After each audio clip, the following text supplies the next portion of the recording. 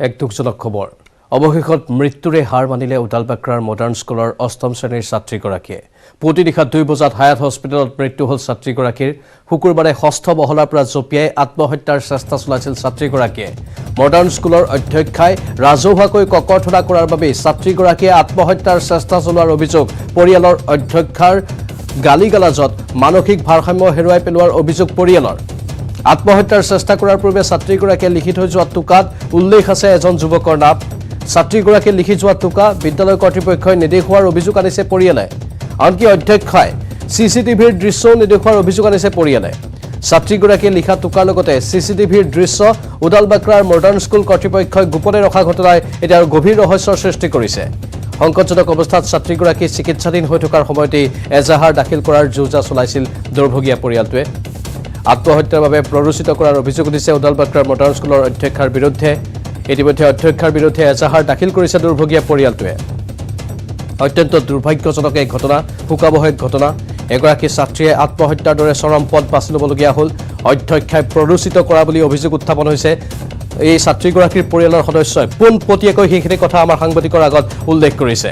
এই সমগ্ৰ বিষয়টো এতিয়া তদন্তৰ আওতাত আহি পৰিছে কি ব্যৱস্থা লয় সেয়া হ'ব অত্যন্ত গুৰুত্বপূৰ্ণ আমাৰ সতীৰ্থ সাংবাদিক উৎপল হালুৱে প্ৰতিটো মুহূৰ্তত এই সমগ্ৰ ঘটনাৰ খবৰসমূহ ৰাখি আছে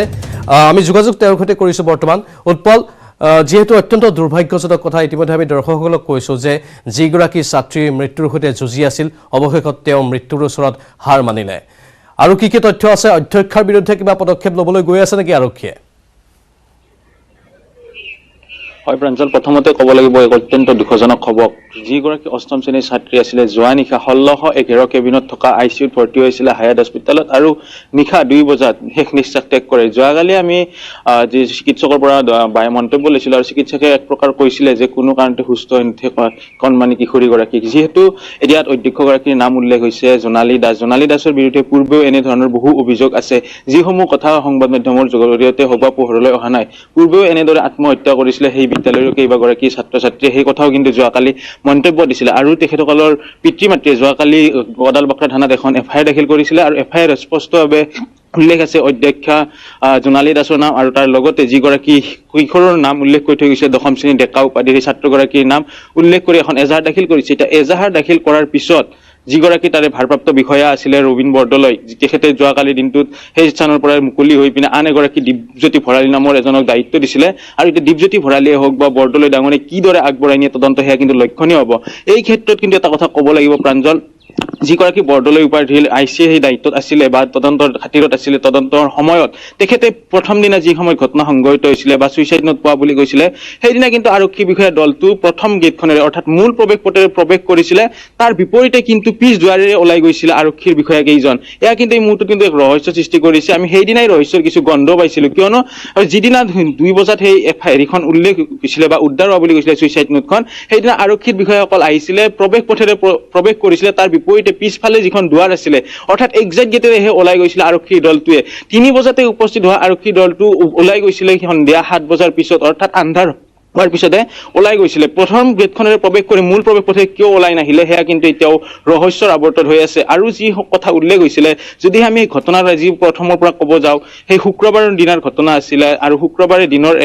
11:40 এই কণমানি কিশোৰীগৰাকী জঁপিয়াই দিছিলে ষষ্ঠ মহলাৰ পৰা জঁপিয়াই দিয়াৰ পূৰ্বে কিন্তু অধ্যক্ষাৰ ৰুমত এখন সভা বহিছিলে আমাৰ হাতত সেই তথ্য আহি পৰিছে বা সেই খবৰ আছে সেই সভাত বা সেই যি মিটিং হৈছিলে বা আলোচনাত যিগৰাকী প্ৰেমিক আছিলে যি ছুইচাইড নোটত লিখা আছে উল্লেখ আছে তেখেতৰ কিন্তু পিতৃ মাতৃক সেই সভালৈ মতা হৈছিলে তাৰ বিপৰীতে কিন্তু ছোৱালীগৰাকীৰ পিতৃ মাতৃক বা কোনো অভিভাৱক বিচৰা হোৱা নাছিলে আৰু সেই সভাতে এই অধ্যক্ষাগৰাকীৰ যিহেতু ভতিজাকৰ লগত সম্পৰ্ক থকা বুলি কৈছিলে বা প্ৰেমৰ সম্পৰ্ক আছিলে সেয়েহে অধ্যক্ষাগৰাকী আৰু সেই তেখেতৰ ভায়েকে মিলি তেখেতক গালিগালাজ কৰিছিলে বা যি কথাত ক্ষুণ্ণ হৈ পৰিছিলে আৰু ক্ষুণ্ণ হৈ মানসিক ভাৰসাম্য হেৰুৱাই পেলাইছিলে হয়তো বেয়াকৈ ককৰ্থনা কৰিছিলে যাৰ পৰিপ্ৰেক্ষিততে এই ঘটনা সংঘটিত হ'বলৈ পালে বা ষষ্ঠ মহলৰ পৰা তেখেতে ভাৰসাম্য হেৰুৱাই পেলালে আৰু পৰৱৰ্তী পৰ্যায়ত ষষ্ঠ মহললৈকে গৈ তাৰ পৰা জঁপিয়াই দিলে আৰু এই ক্ষেত্ৰত কিন্তু আমি যি এটা চিচি কেমেৰাৰ ভিজুৱেল পাইছোঁ সেই ভিজুৱেল চাই এটা কথা স্পষ্টভাৱে উল্লেখ কৰিব লাগিব যি সময়ত গুৱাহাটী পৌৰ নিগমে স্কুলসমূহলৈকে যদি চোৱা যায় নতুন নিৰ্দেশনা জাৰি কৰিছে তেনে সময়ত ষষ্ঠ মহললৈকে যোৱা যিটো পথ আছিলে আমাৰ চিচি কেমেৰাত যি দৃশ্য বন্দী হৈছে সেই বন্দীবোৰে যদিহে চোৱা যায় তাৰলৈকে কিন্তু মুকলি হৈ আছে, যি সময়ত আৰক্ষী প্ৰশাসনে হওক বা চৰকাৰ প্ৰশাসনে হওক যে বিদ্যালয়সমূহত সকলো নিকপকপীয়া হ'ব লাগিব, যাতে ওপৰ ফালে যোৱা যিখন গেট আছে সেই গেটত কিন্তু কোনো কাৰণতে তলা নাই, তাৰ বিপৰীতে বাঁহৰ মাৰিৰে বান্ধি থৈ দিছে। অৰ্থাৎ এখন আটক ধুনীয়া বিদ্যালয় বুলি ক'ব লাগিব, য'ত টকা পইচাৰ বহুত খেলা হয় বা য'ত টকা পইচাৰে আৰ্থিকভাৱে যথেষ্ট ধনীৰ লোকেহে তাত পঢ়াব পাৰে। তেনে সময়ত কিন্তু যি সময়ত বিদ্যালয়ৰ সুসংগঠনিক বা গাঁথনি হ'ব লাগে, সেই গাঁথনি কিন্তু সেই বিদ্যালয়খনত দেখা পোৱা যোৱা নাই। যিসমূহ ওপৰলৈকে যোৱা স্থান আছিলে সেয়া কিন্তু সম্পূৰ্ণৰূপে মুকলি, আৰু সেই স্থানত অকল বাঁহৰ মাৰি এডালেৰেহে গাঁঠি থৈ দিছিলে, য'ত সেই বাঁহৰ মাৰিডাল গৈ পিনে তালৈকে গৈছিলে। আৰু তাৰ বিপৰীতে যোৱাকালি দিনটোত যিহেতু মহাগৰাকীয়ে আন এটা কথা উল্লেখ কৰিছিলে যে চিচি কেমেৰা আছে তেখেতসকলৰ, কিন্তু চিচি কেমেৰা মনিটৰিং কৰা মানুহ নাই। তেখেতে যি সময়ত উঠি গৈছিলে সেই স্থানলৈকে, সেই ভিজুৱেল তেখেতসকলৰে চিচি কেমেৰাত বন্দী হৈছিলে, কিন্তু কিয় মনিটৰিং নকলে যে সেই ছোৱালীগৰাকী কিয় ওপৰলৈকে গৈ আছে। তাৰ সমান্তৰালভাৱে যিখন ছুইচাইড নোটৰ কথা উল্লেখ কৰিছে, এডমিনিষ্ট্ৰেটিভৰ পৰা তেখেতসকলক সেই ছুইচাইড নোটখন এতিয়ালৈকে চাব দিয়া হোৱা নাই, আৰু আৰক্ষীৰ ফালৰ পৰাও কিন্তু সেই ছুইচাইড নোটখন তেখেতসকলক দেখুওৱা হোৱা নাই। তাৰ বিপৰীতে যদি চোৱা যায়, আৰক্ষীৰ এইগৰাকী যিগৰাকী পিতৃৰ নাম উল্লেখ, পুত্ৰৰ নাম উল্লেখ আছিলে, 10ম শ্ৰেণীৰ ছাত্ৰৰ নাম উল্লেখ আছিলে, তেখেতৰ পিতৃয়ে কিন্তু এই ছুইচাইড নোটখন চাইছে। অৰ্থাৎ আৰক্ষীৰ উচ্চপদস্থ বিষয়া হোৱা বাবে বা একপক্ষীয় হোৱা বাবে তদন্ত সেই ল'ৰাজনৰ পিতৃজনে চাব পালে নেকি, তাৰ বিপৰীতে কিন্তু দুৰ্ভগীয়া এই কণমানি কিশোৰীগৰাকীৰ পিতৃ মাতৃয়ে চাব নাপালে নেকি ছুইচাইড নোটখন। এই ধৰণৰ কথা কিন্তু বহুখিনি পোহৰলৈ আহিছে। আৰু আমি ক'ম যে তাত যি 6ষ্ঠ মাললৈকে যাবলৈকে যিখন চিৰিৰে যাব লাগিছিলে, বা সেই চিৰিখনত কিয় তাতে তলা লগা হোৱা নাছিলে, বা তাতে কিয় গ্ৰিল দিয়া হোৱা নাছিলে, তাৰ উপৰি সেই স্থান কিয় মুকলিকৈ বাহিৰে ৰাখিছিলে, সেয়া কিন্তু এই মুহূৰ্তত কিন্তু এক ডাঙৰ প্ৰশ্ন হৈ চিন্তিত হৈছে। বা গুৱাহাটী পৌৰ নিগমে যি সময়ত বিদ্যালয়সমূহক নটিফিকেশ্যন জাৰি কৰিছে বিভিন্ন ক্ষেত্ৰত বা বিভিন্ন ধৰণৰ সা সামগ্ৰী, বা GMCৰ কৰ্তৃপক্ষই কৈছিলে চিচি কেমেৰা লাগিব, চিচি কেমেৰা মনিটৰিং কৰাৰ সময়ত কিয় মানুহ নাছিলে, এই ধৰণৰ কথাসমূহ কিন্তু উল্লেখ হৈছে। তাৰ বিপৰীতে অধ্যক্ষগৰাকীৰ সৈতে আমি কেইবাবাৰো ফোনযোগে সংযোগ স্থাপন কৰিব চেষ্টা কৰিছিলো, তেখেতে কিন্তু কোনো ধৰণৰ মন্তব্য দিয়া নাই। আমাৰ প্ৰথম দিনা সতীৰ্থ এজনে ফোন কৰিছে, তেতিয়া কৈছে মই 2টা দিন পিছত এইটো সংবাদ মাধ্যমৰ মুখামুখি হ'ম। যোৱাকালিও আমাৰ সতীৰ্থই ফোন কৰিছিলে, তেখেতৰ ফোনটো অন্য এজন লোকলৈ ফৰৱাৰ্ড কৰি থৈছিলে। তাৰপিছত আমিও ফোন কৰিছিলো, ফোন কৰাৰ সময়ত কিন্তু তেখেতৰ কোনো সুউত্তৰ পোৱা নাই বা সঁহাৰি পোৱা নাই বুলি ক'ব লাগিব এই মুহূৰ্তত। প্ৰাঞ্জল, বহুকেইটা অভিযোগ উৎপল, আপুনি ধাৰাবাহিকভাৱে গোটেইখিনি কথা ক'লে, অত্যন্ত গুৰুত্বপূৰ্ণ এইখিনি বিষয়। আৰু নিজৰ ধৰ্ম অধ্যক্ষগৰাকীয়ে বা স্কুল কৰ্তৃপক্ষই পালন কৰা নাই, নিজৰ দায়িত্ব পালন কৰা নাই, যাৰ পৰিণতিত এই ভয়ংকৰ ঘটনা সংঘটিত হ'ল। আৰু পক্ষপাতিত্বমূলক আচৰণ তেওঁলোকে কৰিলে, যিটো আচলতে কেতিয়াও হ'ব নালাগে এখন বিদ্যালয়ত। আমি CCTVত উৎপল দেখিছোঁ যে ছাত্ৰীগৰাকী ওপৰলৈ অহাৰ পাছত কিছু সময়ৰ পাছত আন এক ভিজুৱেলো দেখিছোঁ, এজন যুৱক ওপৰলৈ উঠি আহিছিল। সেইখিনিও হয়তো পৰীক্ষা নিৰীক্ষা আৰক্ষীয়ে ভালদৰে কৰিব লাগে, কিন্তু কৰা নাই এতিয়ালৈকে। আৰক্ষীৰ তদন্ত যি ক্ষীপ্ৰ গতিত চলিব লাগিছিল সেই গতিত চলা নাই।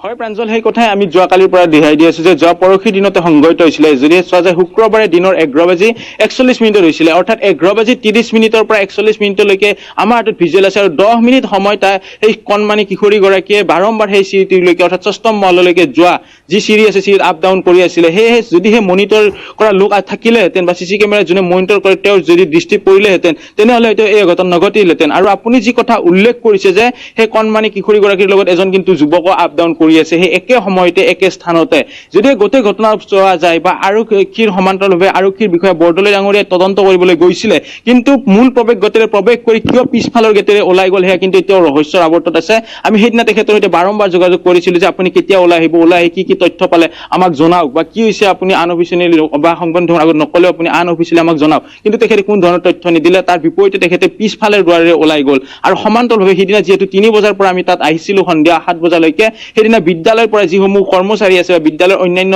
কৰ্মচাৰী আছে তেখেতসকলে আমাক ভিতৰলৈ যাব নিদিলে। আৰু বিপৰীতে বিদ্যালয়ৰ ভিতৰত থকা শিক্ষক শিক্ষয়িত্ৰীসকলেও কিন্তু সেইদিনা পিছ গেটেৰে ওলাই গৈছে, যাৰ যিসমূহ দৃশ্য আমাৰ বন্দী কৰিব নোৱাৰিলো, কাৰণ পিছ গেটেৰেহে তেখেতসকল ওলাই গৈছে। আৰু ক'বলৈ গ'লে এতিয়া স্কুল কৰ্তৃপক্ষৰ সমান্তৰালভাৱে আৰক্ষীৰ ভূমিকাও সন্দেহজনক। আৰক্ষীকো এতিয়া সন্দেহৰ আৱৰ্তত ৰখা হৈছে।